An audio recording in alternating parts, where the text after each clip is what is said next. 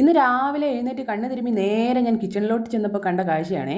ഈ ഉറുമ്പിനൊക്കെ ചിറക് വന്നാൽ എങ്ങനെ ഇരിക്കും, അതുപോലത്തെ കുറേ ജീവികൾ. അടുക്കള ഫുൾ അതായിരുന്നു. പിന്നെ നോക്കി നിൽക്കാൻ സമയമില്ലാത്തതുകൊണ്ട് ഞാൻ എല്ലാത്തിനും തൂത്തുവാരി കൂട്ടി ദൂരെ കളഞ്ഞു കേട്ടോ.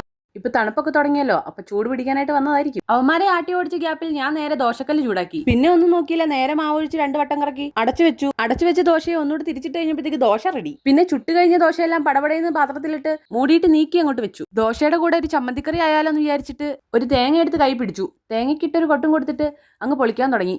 ഞാൻ പറഞ്ഞാൽ നിങ്ങൾ വിശ്വസിക്കുമോന്ന് എനിക്കറിയില്ല, എന്നാലും ഞാൻ പറയുക, രാവിലെ കൈക്കൊരു എക്സസൈസ് ആയിക്കോട്ടെ എന്ന് വിചാരിച്ചിട്ട് കൈകൊണ്ട് തന്നെ ആട്ടോ പൊളിച്ചത്. തേങ്ങയൊക്കെ കുത്തിപ്പൊളിച്ച് പോയി നോക്കുമ്പോൾ കത്താള് കാണുന്നില്ല. തേങ്ങ പൊട്ടിക്കാനായിട്ട് പണി വാളി. കൈകൊണ്ട് കുറെ അഭ്യാസങ്ങളൊക്കെ കാണിച്ചിട്ടും നോ രക്ഷ.